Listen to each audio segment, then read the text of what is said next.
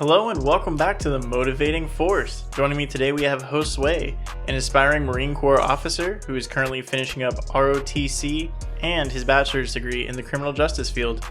And myself, Justin, a motivational speaker who's always more than excited to share our wonderful ideas and topics with all of you guys. Today we're going to be talking about vetting information. And no, that's not a real life typo, we're not getting it, we're vetting this information. And what that means is vetting is the process of performing a background check on someone before offering them employment, conferring an award, or doing fact-checking prior to making any decisions. In addition to that, it's also used in intelligence gathering.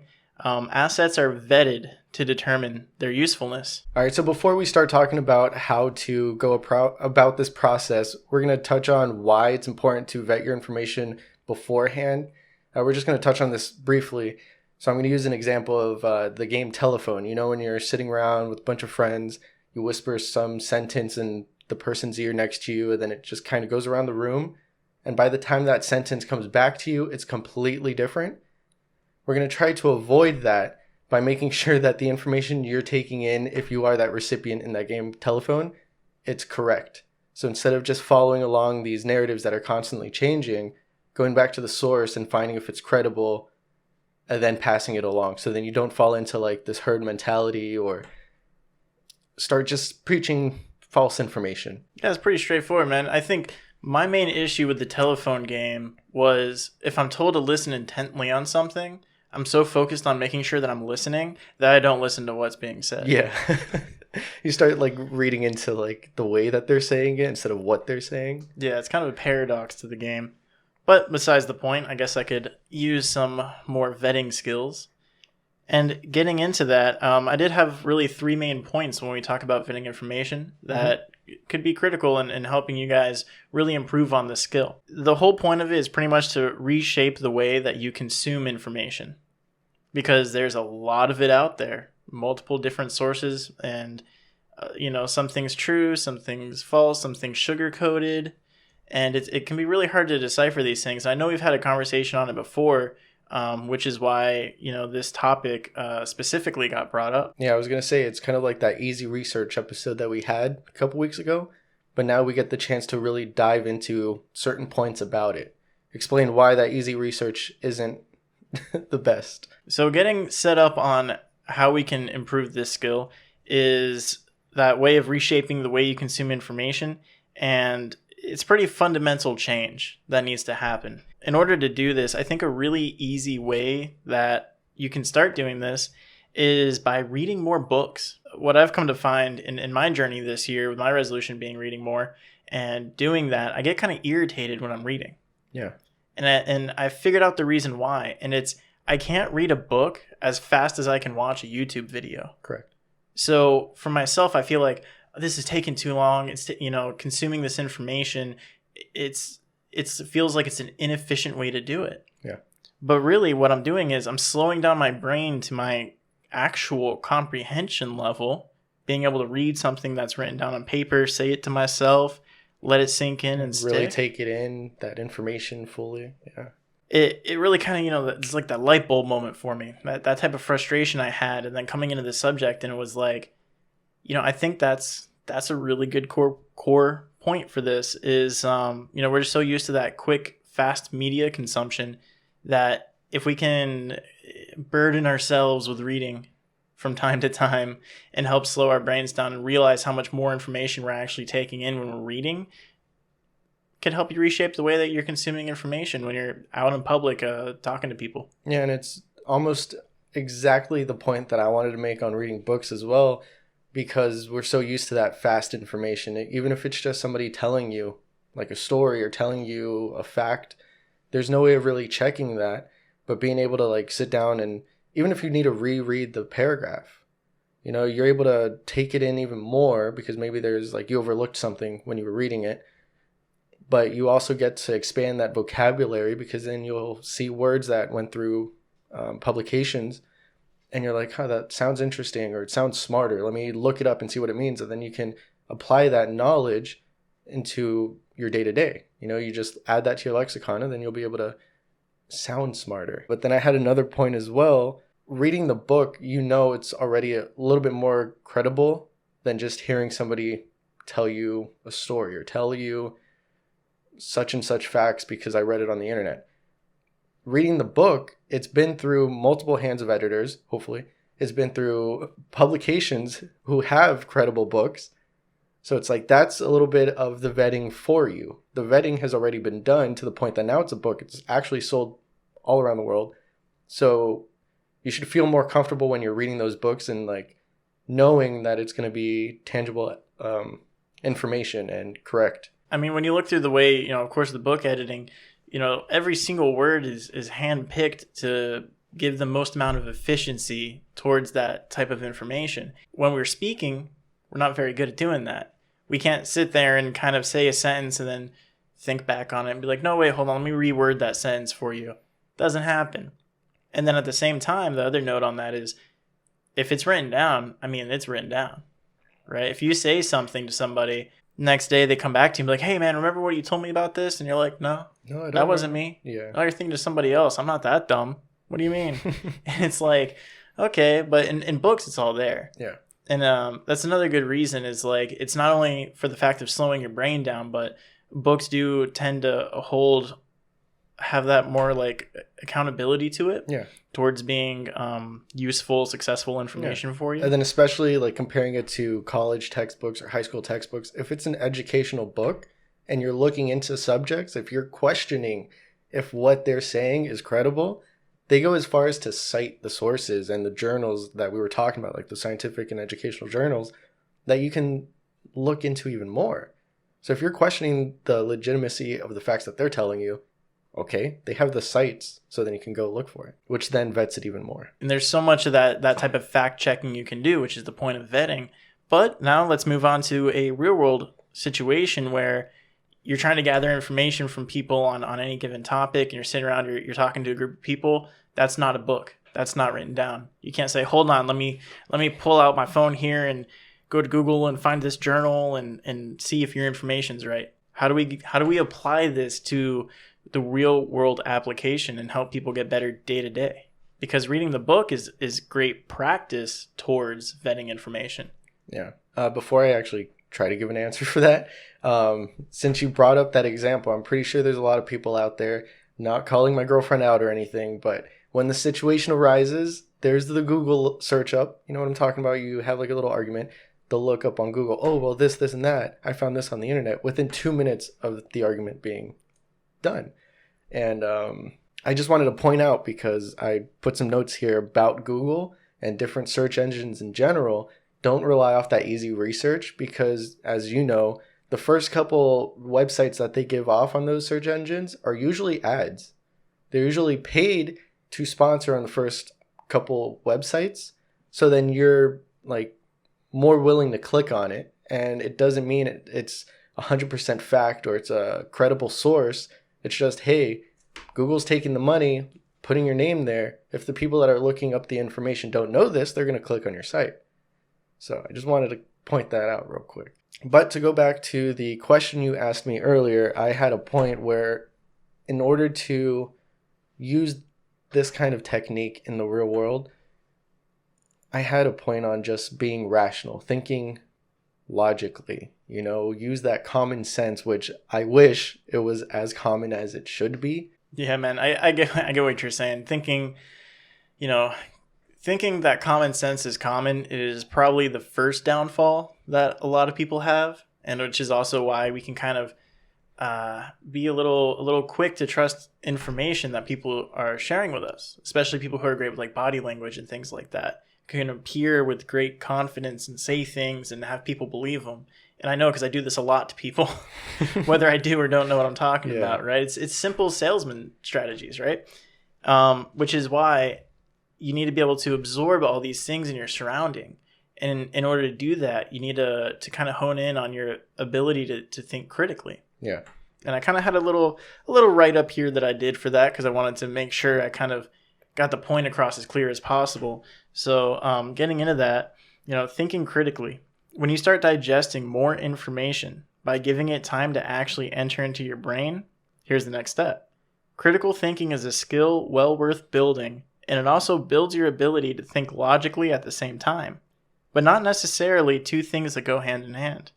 Critical thinking is going to be the ability to throw away unnecessary information and focus on the key points of a conversation. Devoting your brain power to these spotlights of conversation will quickly help you learn, and it will also help you detect bullshit. We have lost this ability because media is typically consumed in a general sense. You kind of get what you get from it and move on. That's actually really great. I had a point on not agreeing on impulse, because there's times, a lot of this not being able to vet your information that people are giving you is when it's face to face. There's no real way to fact check them in the moment, like I said, because Googling something in 2 minutes isn't going to be as credible as actually looking into it. And that almost goes hand in hand with what you just said, because I had a point on, we all know those, you're in the mall or you're at the the outlet malls, and then there's the people in the the salesmen that are trying to sell you stuff Little kiosks. In the kiosks. Yeah, I was going to say little hut. And then they come up to you and they're like, oh, try this miracle drug, or try this. They're not going to tell you miracle drug. They're going to tell you a miracle product, for your hair. It's going to straighten your hair in 2 seconds or whatever. You've all been around it, I'm pretty sure. And it's there's no real way to fact check them. They're saying it's the next best thing. They're saying it has all these medical benefits. Don't be so quick to agree on impulse and just say, yeah, I believe you. Because the way that they're presenting themselves, they're confident, they're coming up forward, they're giving you all these facts real quick, not letting you ask them questions. All these little tricks that people use to be con artists. And it's then you start to go home, and then you're thinking back on it and you're like, oh yeah, I heard about this new product. And then you start telling all your friends about it, but you never really looked into it. You're just taking their word as fact. And it's I'm trying to get people to understand that vetting your information, it's more than that, and it's trying to avoid falling into that herd mentality. Yeah, and I actually got a pretty funny story about I wouldn't say falling for one of these cons, but falling for one of these cons. So my mom bought something from one of these kiosks, and it was some form of ancient sea Himalayan salt thing that you use in the shower for exfoliation or whatever. Just okay, yeah. Basic, cleanliness product. And the whole gimmick and all the write-up and everything, and even on the packaging and all that, and it's salts that were mined from this one area that have been there for thousands of years and all this stuff. And then my dad's looking at it, and then he looks at the bottom of it, he's looking around it, and he goes, well, that's cool. He goes, this thing's been, this salt's been wherever it was for the last 300 plus years, so it says, but it's a shame that it expires in a year. What a lucky chance that you're able to get this right now, just in time, the last year of its life. Yeah, and it's funny, but it makes you think, right? And then that's the point of that critical thinking. It's how much of that's real and how much of that's the fluff. Yeah, because it's I'm not saying herd mentality, you're going off in this false narrative all the time, but herd mentality and just buying products. Yeah. Herd mentality can take a small group of people that are all yeah. And you're just yeah. Because at the end of the day, there's a lot of people that are literal con artists, and they use all these different techniques that we just mentioned, being confident and whatever, just to get you to spend money. So think logically, think critically, and then you'll avoid, falling into debt or spending just your life savings on junk. And getting into thinking logically, that's kind of my third point on helping people really vet their information. So you ready for that? Yeah, throw it. Our brains are calm, more attentive, and now focusing on the critical elements in all of our interactions. What's next? Because, of course, I wrote this up we're doing step 1, 2, 3. All right, anyways. The ability to sort through all the information worth having and prioritizing specific tasks or axioms, trains of thought. I want to include the execute part in thinking logically, because only once all information has been verified through your mental process can you move forward into vetting that information and executing on it, whether it's for knowledge retention, a to-do list for later, instructions for something, et cetera, et cetera. So the whole point of that is the literal side of thinking logically. It's taking all these steps and going through that process each and every time, taking those spotlights, kind of like, okay, this is important, but this next part is importanter. So we'll move that to the front lines and kind of put this a little further back. And you're doing this rearranging in your head while the conversation's going on, and it helps you keep the important things up front. So just recapping, so thinking critically is separating them in your head as it's happening, separating what's important. And then thinking logically is just keeping the spotlight on the importanter thing. Yeah, pretty much. Okay. It's that process that kind of puts it all together. All right, so then you're thinking critically, and then you're thinking logically. But this sounds like it's very, like, almost college educational, like you have to be sitting down taking notes, but you're saying that your brain does this automatically. So instead of thinking that this is like you're taking in a lecture with somebody, what's an easy way for people to understand an example of doing this? Ironically, I mean, it's kind of what we're doing right now. You know, we come together and we get all this information on just one general point. We have a great conversation about it. And there's an art to doing it. And obviously for people who want to go out and like really just start taking these conversations more seriously with people and kind of like, you know, they're done getting fooled, they're done being gullible, or they're just kind of fed up being pushed and pulled in all these different directions from these different groups. Yeah. I think like the easiest thing for people to understand is kind of the body language of it, which would be more so important for beginners who are kind of like working through all these steps in their head, and they're like kind of half focused on the conversation because they're more focused on how much energy actually goes into it. Yeah. Because in a way you kind of are, like if you're having a serious conversation, you are kind of listening to it like you would listen to a lecture. Mm-hmm. It's just interactive. You're participating in a lecture. That's how I look at it. And I think an important step to that is if your body language is calm and relaxed and somebody says something to you and you need like 2 to 3 seconds to really process it, you can make that come off as natural to kind of just have that moment of silence. Yeah. And really think about it and show it, you know? Don't be afraid to you know, show that you're thinking about what they're saying. Some people really appreciate that. And if they're kind of like pushing you, and like you're quiet and they kind of fill that dead space with more like interaction and more points of like positivity on things, then you know you're probably getting played in the first place. And then that's another like red flag for you to really pay attention to. But when you're quiet and you're kind of like, okay, you know, and then they're just sitting there quietly, being attentive, watching you, giving you that respect, that time to really think through it, then you know you're having a really good logical conversation with somebody. Yeah, that makes a lot of sense because that goes into that con artist example that I was giving. Like those are different things to get you off track of thinking really into the product that they're selling. It's like, oh, this is from the Dead Sea or whatever, and like you see the bottle says somewhere completely different, or it has an expiration date, like in your example.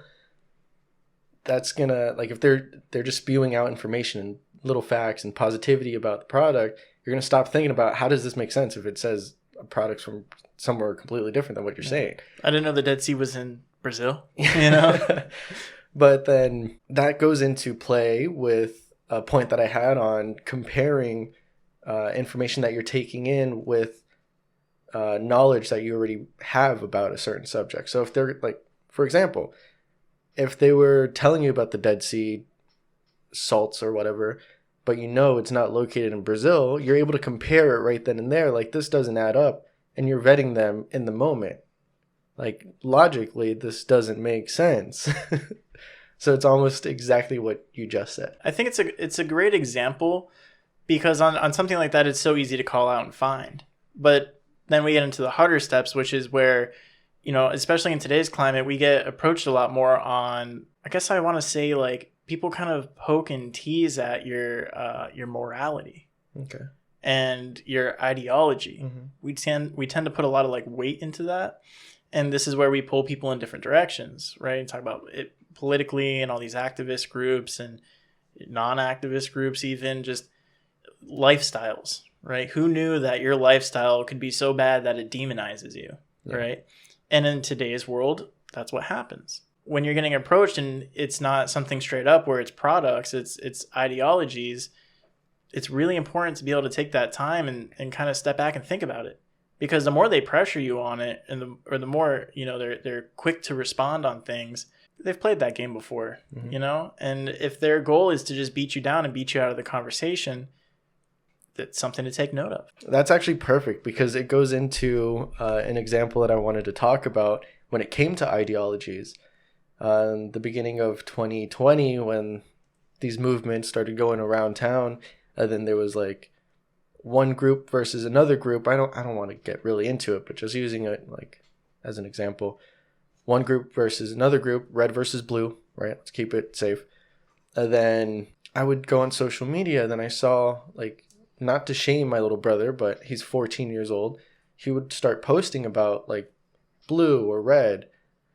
And I'm thinking, oh, wow, that's really interesting that he has the knowledge of these things. But then I really see what he's posting. And a point that I wanted to bring out, the moral of this story, is to ask questions when you're being confronted with people giving you facts and information. Start asking them more questions about it, because then you're going to start to see that they really don't know what they're talking about. They're just spewing out what they're taking in from other sources. You know what I'm saying? Like, I only know what I know because my friend or my mom or my dad was just telling me about it, and I don't know anything else. So I'm going to believe it. I'm just going to run with it. So then you start like spewing out these narratives that it's following these ideologies that you're not even sure if you follow them, or you don't even know the full picture. Like, you're just following out whether people are telling you. And then I had to confront my little brother and be like, hey, like, do you really know the full picture? Because if not, there's other people that are going to be looking at your story and then doing the same thing you're doing and just following on that narrative. And then that starts pushing and getting bigger and snowballing into this big thing where nobody that interacted with that knows anything about. You're creating this literally like giant herd mentality in your group of like social media networks or influence. That's very bad, because it has negative effects throughout everyone. Like, no knowledge of the situation, and then it's just going to snowball into this big picture that doesn't do anything. It's kind of funny, because it does remind me of, what they say, ignorance is no excuse for the law. Yeah. You can't say you didn't know that was a crime and not go to jail for it. And that's kind of that same impression I get from that story, is just because if you don't know it's right or wrong, that's the point of vetting. That's the point of going through that information. And if a story is really has some driving points and it really kind of hits home with you, see why. See if it's worth mentioning. Yeah, and a big thing that happened that I was starting to notice throughout those movements and throughout 2020, just as a year, it was almost not criminal. It was almost just looked down upon to not have a say. Just wanting to know the whole story, just wanting to know both sides was almost bad. Like, that was a bad thing to want to do. You would just either have to pick a group and go all in for it, or be an outcast for wanting to know more information about both sides. That's why my whole drive home point on this to everybody is to take that time, take that second to sit there and think about it. And then, of course, with you, throwing in, asking the questions. Just don't take in that information and act on it immediately. Let it sink. Let it soak in. Yeah. See if it feels right. Make sure that bathtub is warm before you hop up on in it, right? Yeah. That's the point. Yeah. That's why this is really important to get out there and vet information. Yeah, my drive home, I just want people to start thinking for themselves, thinking that your actions affect others. It snowballs if you're spewing out false narratives and following along this herd mentality. We don't want people listening to this to be victim of herd mentality. But the herd that you can join is right here at the Motivating Force. You can do that easily by watching some more videos, subscribing, liking, and sharing. We'd appreciate it. If this information sits well with you, share it. Put it out there to the world. All right, so just before we head out here, we just wanted to get some of that community involvement and get you guys to interact with us down in the comments. And if you can, we really want to know if you guys have ever fallen victim to this herd mentality and getting conned at a kiosk in the mall or outlet. So let us know down there in the comments. Other places you can interact with us are on Facebook and Instagram, and we are also still on Parler while that's still a thing. Links are down below to those. We would love it if you guys came and join in on the fun. And until next time, when we see you on our Wednesday episode, go and get.